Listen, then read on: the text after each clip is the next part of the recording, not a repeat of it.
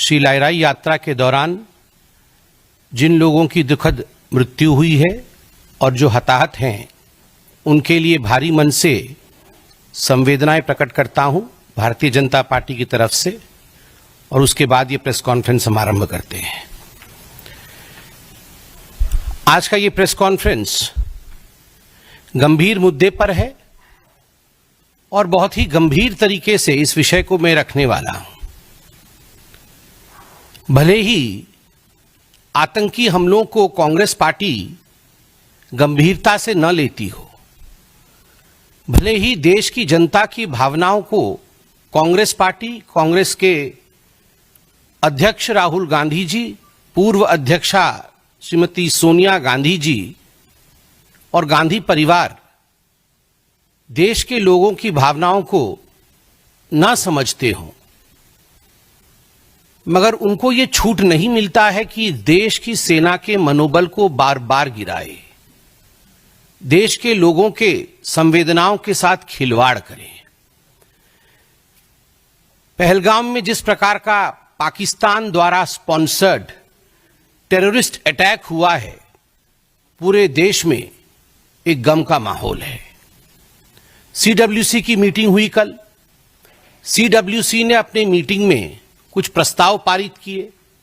हाथी के दांत दिखाने के और खाने के और हैं। सीडब्ल्यूसी के मीटिंग में जो प्रस्ताव पारित हुए, उसके तुरंत बाद कांग्रेस पार्टी ने एक दूसरा प्रेस कॉन्फ्रेंस कराया, और प्रेस कॉन्फ्रेंस एक बहुत ही महत्वपूर्ण राज्य के पूर्व मुख्यमंत्री, एक बॉर्डरिंग स्टेट, उसके पूर्व मुख्यमंत्री श्री चरणजीत सिंह चन्नी जी द्वारा ये प्रेस कॉन्फ्रेंस किया गया।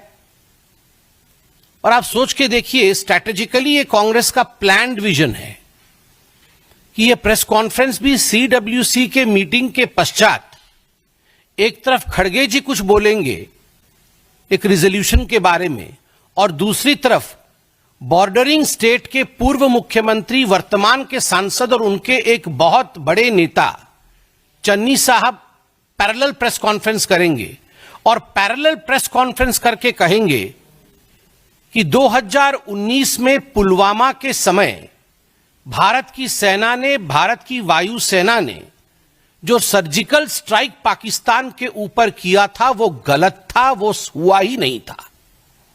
उनके शब्द हैं, मैं पढ़ रहा हूं। आपके देश पर कोई बम गिरा जाए और आपको पता ना चले, कहीं कुछ नहीं हुआ था, कोई सर्जिकल स्ट्राइक नहीं हुआ था, किसी को पता नहीं चला, कुछ नहीं दिखा, और मैंने तो हमेशा इसका सबूत मांगा है, हमेशा।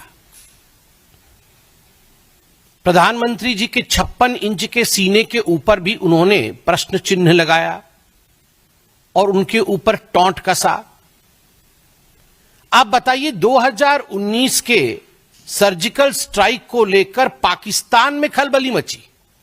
पाकिस्तान के तमाम मंत्रियों ने इस विषय को स्वीकारा। पाकिस्तान के मंत्री और पाकिस्तान के सेना के अधिकारी अभी भी कह रहे हैं कि फिर से सर्जिकल स्ट्राइक न हो जाए। आप लोग जो मीडिया के बंधु यहां बैठे हैं, रोज इस पर डिबेट हो रही है, और आप पाकिस्तान के बड़े अधिकारियों के बयानों को बाई रिकॉर्ड चला रहे हैं, जहां वो खुद कह रहे हैं कि हमें डर है कहीं सर्जिकल स्ट्राइक न हो जाए। कोई कहीं गुहार करने भाग रहा है, कोई कहीं और गुहार करने भाग रहा है। और वैसे में कांग्रेस पार्टी का ये प्रेस कॉन्फ्रेंस कि पुलवामा के समय सर्जिकल स्ट्राइक नहीं हुआ, क्या ये भारत की सेना और वायुसेना के मनोबल को नहीं गिराता है? क्या कहीं ना कहीं ये देशवासियों के मनोबल को नहीं गिराता है? मैं ये प्रश्न करना चाहता हूं कि कांग्रेस कोई भी ऐसा अवसर, कोई भी ऐसी कसर क्यों नहीं बाकी छोड़ती जिसमें पाकिस्तान की सेना और पाकिस्तान के सरकार को, पाकिस्तान के आतंकवादियों को ऑक्सीजन सप्लाई जहां होता हो। हर समय पाकिस्तान के आतंकवादियों को और पाकिस्तान की सेना को ऑक्सीजन सप्लाई करने का काम ये कांग्रेस पार्टी करती है। उनका मनोबल बढ़ाने का काम ये कांग्रेस पार्टी करती है। ये कांग्रेस का एक तरीका रहा है कि ये लिख के कुछ, मुझे तो कहने में किसी प्रकार का गुरेज नहीं है, ये बाहर से सीडब्ल्यूसी और अंदर से पीडब्ल्यूसी है।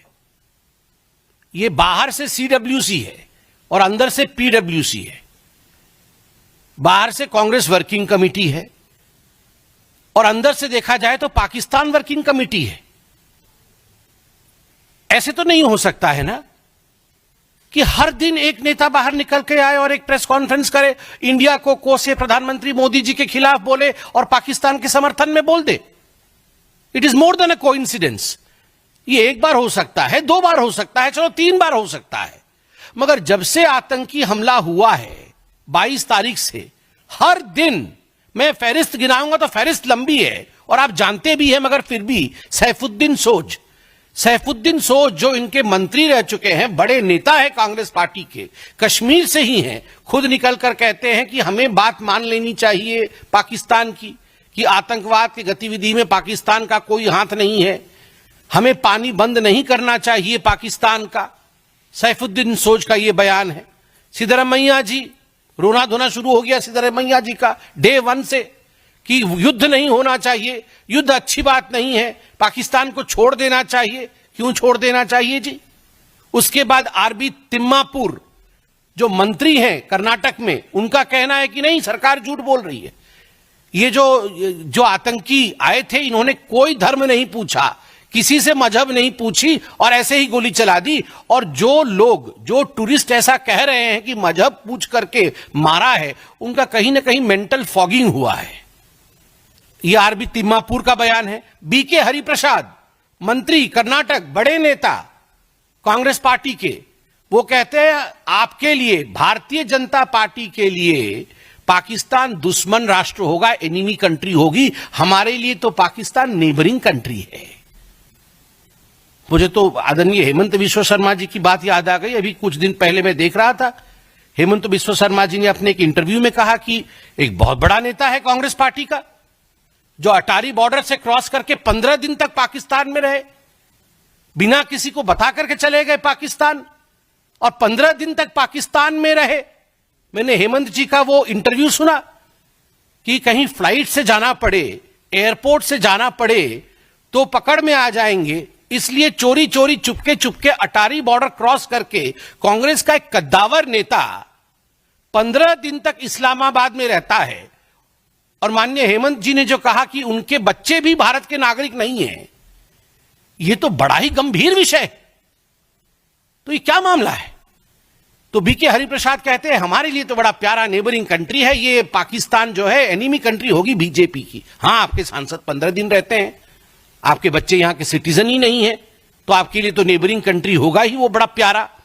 रॉबर्ट वाड्रा जी तो सबसे पहले आतंकी हमला होते ही रॉबर्ट वाड्रा निकल आए थे हिंदुत्व को कोसने के लिए, और ये हिंदुओं के लिए ही हुआ, क्योंकि मुसलमान को परेशान करता है हिंदुत्व की ताकत, इसलिए ये रिटेलिएशन हुआ। विजय वाडेत्तिवार जो कांग्रेस के एमएलए हैं, उन्होंने कहा टेररिस्ट ने कोई धर्म नहीं पूछा, टेररिस्टों के पास इतना समय भी नहीं है धर्म इत्यादि पूछने का, तो ये गलत बात है। सोचिए, टेररिस्ट के पास समय है नहीं है, क्या किया क्या नहीं किया। ये बेचारे जो पर्यटक मारे गए उनसे अधिक ये विजय जी जानते थे कांग्रेस के। मणिशंकर अय्यर ने कहा the Pahalgam attack is a manifestation of the unresolved questions of partition. Partition के समय जो अनरिजॉल्व्ड क्वेश्चंस थे उसका ये मैनिफेस्टेशन है, जस्टिफाई कर दिया। और एक मैं बहुत विशेष टिप्पणी कांग्रेस पार्टी के मंत्री हैं हिमाचल प्रदेश में, नाम है चौधरी चंद्र कुमार, ये कृषि एवं पशुपालन मंत्री है, उनके बयान को मैं पढ़ रहा हूं। इस वक्त पूरा विश्व हम पर थूक रहा है, हम पर मतलब हिंदुस्तान पर, इस वक्त पूरा विश्व हम पर थूक रहा है कि हमारे देश में कैसी सुरक्षा व्यवस्था है। पानी और बिजली रोककर किसी से बदला थोड़ी लिया जाता है। जब सरकार इन आतंकवादियों का खात्मा नहीं कर पा रही है तो अंत में पड़ोसी देशों पर थोप दिया जा रहा है कि उन्होंने फैलाया। दहशतगर्दी तो पाकिस्तान में भी है, अफगानिस्तान में भी है, कनाडा में भी है, अमेरिका में भी है। किसी का पानी और बिजली रोक देने से बदला नहीं होता है, यह इंटरनेशनल एग्रीमेंट है। टेबल पर बैठकर पॉलिटिकल सॉल्यूशन ढूंढना पड़ेगा, गोली बंदूक से कोई हल नहीं होता। 28 अप्रैल को चौधरी इंद्र कुमार, मंत्री हिमाचल प्रदेश, वो बोल रहे पूरी दुनिया हिंदुस्तान पे थूक रहा है और दहशतगर्दी तो बेचारे वो तो पाकिस्तान भी भुगत रहा है। उनका दोष थोड़ी है, ये तो हम अपने आप को बचाने के लिए पाकिस्तान के ऊपर दोष मढ़ रहे हैं, दोष थोप रहे हैं। आप सोचिए, मैं इनको पीडब्ल्यूसी क्यों ना कहूं, ये बाहर से सीडब्ल्यूसी और अंदर से पीडब्ल्यूसी, बाहर से कांग्रेस वर्किंग कमेटी, और ये तमाम जो फहरिस्त मैंने गिनवाई है, इनके बयान सुनने के बाद ये अंदर से पीडब्ल्यूसी, और फिर कहते हैं रिजोल्यूशन में हमें स्ट्रेटेजी बता दीजिए, हमें स्ट्रेटेजी बता दीजिए, किस समय, कहां, कैसे, किस हथियार से आप क्या करेंगे, ये स्ट्रेटेजी हमें बता दीजिए। वाह, आपको स्ट्रेटेजी बता दे और आप तुरंत पाकिस्तान पहुंच जाए डिक्लेयर करने के लिए कि ऐसा होने वाला है, तुरंत, बिना, मैं आपको गारंटी करता हूं, इनको अगर स्ट्रेटेजी बताई जाए ये पीडब्ल्यूसी वालों को, तो ये बिना समय गवाए कंपटीशन होगा, होड़ होगा इनके अंदर कि पाकिस्तान को पहले कौन बताएगा। ये सारे पीडब्ल्यूसी वाले वहां पहुंच जाएंगे बताने के लिए। और आपने तो देखा ही होगा, यह भी मैं आपको पढ़ के सुनाता हूं, पाकिस्तान के पार्लियामेंट में सैफुल्ला अब्रू, जो कि सीनेटर हैं पीटीआई के, सैफुल्ला अब्रू ने क्या कहा है, मैं अभी पढ़ देता हूं। सैफुल्ला अब्रू ने कहा कि अखिलेश यादव की समाजवादी पार्टी और आम आदमी पार्टी का जिक्र उसमें किया है और कहा है कि पूरी इंडिया की ऑपोजिशन पहलगाम हमले की मजम्मत, मतलब बुराई कर रही है, चाहे वह दिल्ली की आम आदमी पार्टी हो या फिर उत्तर प्रदेश की समाजवादी पार्टी, कोई मोदी का साथ नहीं दे रहा, सभी विरोध कर रहे हैं, किसी ने मोदी को सपोर्ट नहीं किया, सभी ने कहा कि ये तुम्हारा वाकया है, तुम पहले ही मुसलमानों के खिलाफ हो और अब तुमने अपने आप को ढकने के लिए कोई कवर तुम्हें नहीं देगा। वहां जय जयकार हो रही है अखिलेश यादव की, वहां जय जयकार हो रहा है अरविंद केजरीवाल का पाकिस्तान के पार्लियामेंट में। तो राहुल गांधी ने सोचा, अरे ये हम रावलपिंडी अलायंस वाले, हमारे दो लोगों का तो बड़ाई हो चुका है, तो हम पीछे क्यों ठहरे। चन्नी जी को छोड़ा कि सीडब्ल्यूसी की मीटिंग के बाद तुरंत आप प्रेस कॉन्फ्रेंस करिए, हमारी भी जय जयकार हो वहां पर। अब देखिए, कल से राहुल गांधी की वैसे ही राहुल गांधी की जय जयकार बहुत हो रही है पाकिस्तान में, कल से उनके सीनेट में भी शुरू हो जाएगा जय जयकार पाकिस्तान में राहुल गांधी का। तो आप सोच के देखिए ये किस प्रकार के लोग हैं और देश के खिलाफ किस प्रकार का माहौल ये पाकिस्तान वर्किंग कमेटी बना रही है। हिंदुस्तान की जनता देख रही है, हिंदुस्तान की जनता इन देशद्रोहियों को जवाब देगी और मोदी जी आतंकवादियों को जवाब देंगे। धन्यवाद।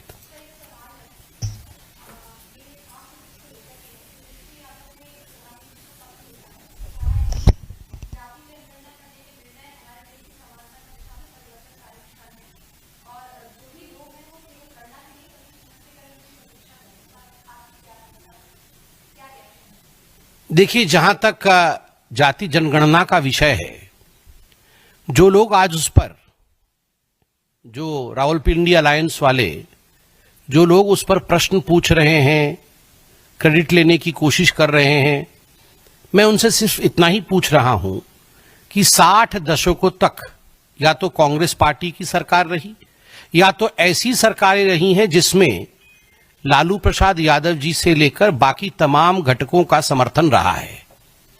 जितने भी सेंसस अभी तक भारतवर्ष में हुए वो आपके कालखंड में हुए, आपके समय हुआ। एक भी सेंसस में आपने जाति जनगणना नहीं किया। हिंदुस्तान में एक ही बार जाति जनगणना हुई थी, वो 1931 में हुई थी। उस समय आपकी सरकार नहीं थी। 52 के पश्चात क्या एक भी जाति जनगणना, क्योंकि सारे सेंसस आपने कराया, आपके हाथ में विषय था, क्या लालू जी ने नहीं समझाया इंदिरा गांधी जी को? लालू जी ने नहीं समझाया राजीव गांधी जी को? क्यों नहीं किया जाति जनगणना?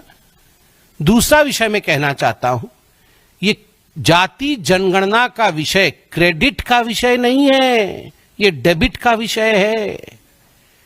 क्रेडिट लेने की होड़ मत मचाइए। डेबिट सामाजिक न्याय के लिए, गरीबों के उत्थान के लिए कौन कितना डेबिट कर रहा है, सरकारी तंत्र से, सरकारी व्यवस्था से, सरकारी खजाने से और अपने हृदय से प्यार कौन कितना डेबिट कर रहा है, यह विषय उसका है। किसने प्रधानमंत्री आवास योजना में आज आवास दिया है?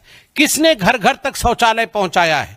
किसने आज ओडीएफ किया है गांव में? किसने आज उज्ज्वला दिया है? किसने आज सौभाग्य योजना दिया है? किसने सबके लिए जनधन अकाउंट खोला है? किसने समानता लाने के लिए आज 80 करोड़ लोगों को राशन किसने पहुंचाने का काम किया है? ये होता है कर्पूरी ठाकुर और राम मनोहर लोहिया के सपनों को साकार करना और सामाजिक न्याय को लाकर एक प्लेटफॉर्म पर खड़ा करना। केवल भाषण देना और क्रेडिट लेना यह अलग विषय है। हम क्रेडिट पे विश्वास नहीं करते हैं, डेबिट करके काम करने में विश्वास करते हैं। और दूसरा, इसका सबसे बड़ा उदाहरण है गरीबी हटाओ आंदोलन।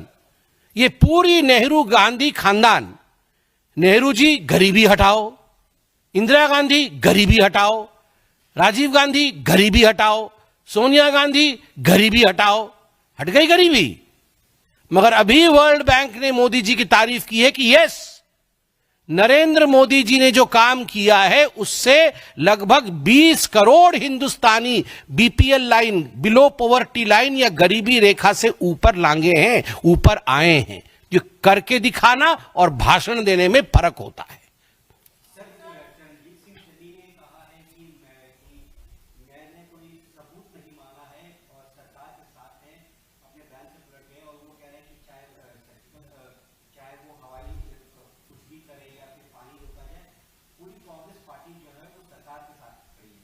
ये जो राहुल गांधी सोनिया जी घर में बैठ के दिन भर यही करते हैं।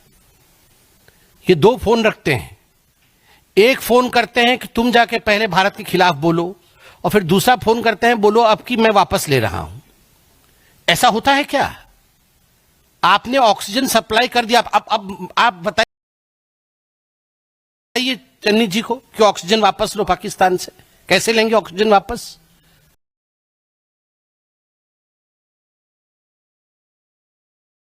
आपने तो मनोबल बढ़ा दिया, अब ले सकते हैं क्या उसको वापस? पाकिस्तान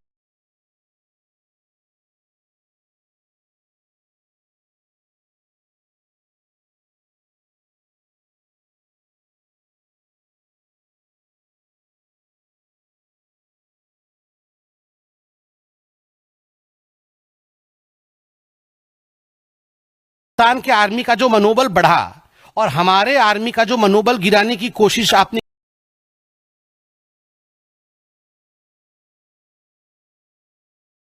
की है, क्या इसको वापस कर सकते हैं? दूसरी बात है, ये पहली पॉलिटिकल पार्टी